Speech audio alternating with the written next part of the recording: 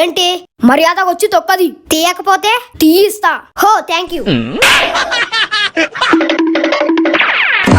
ఏ ఊర్రా మంది? ఓయ్ రాగి అనకు, మనం మావలోలం కాదు. ఏం పైల్స్ గిట్లేమన్నా ఉన్నాయా ఏమి? ఏం నీ దగ్గర దానికి ట్రీట్మెంట్ ఉందా ఏమి? అసలు ఎవర్రా నువ్వు ఇంత పొగరు మీద ఉన్నావు? సారీ, నేను నేల మీద ఉన్నాను.